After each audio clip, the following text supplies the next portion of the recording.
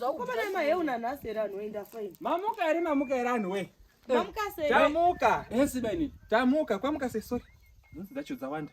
Nonzi. Anhu we, zviri kudini? iPhone junction sorry. Pasa dombo ndofamba sei. Pasa buri amuchaziva kuti sorry Michael sorry.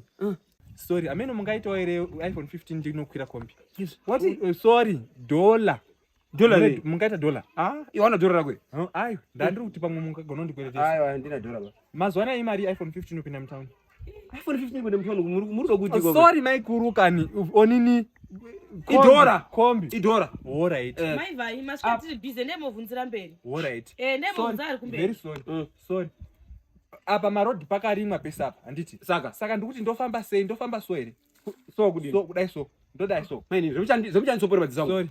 Ndofamba sei. Straight kudai. Mwakhona kudai. Mwakhona kudai. Mwakuri kukwenda papasa. Pachine road dziri apa. Muri kupaona. Paona pandikubvunza. Zviri kubvunza muri kupaona ere. Wabvunzira mberi. Akoma. Akuvecherwa. Ndikuti ndodai so ere. Straight kudai. Alright. Mubvunzira mberi. Mubvunza mberi. Mwana wangu kana akauya mumpe iPhone.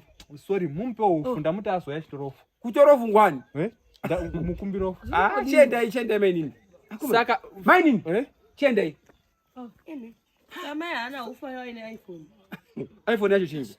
iPhone yacho chingi. Kombi ni iPhone 15 kanjani? Kukwira kombi ni iPhone 15.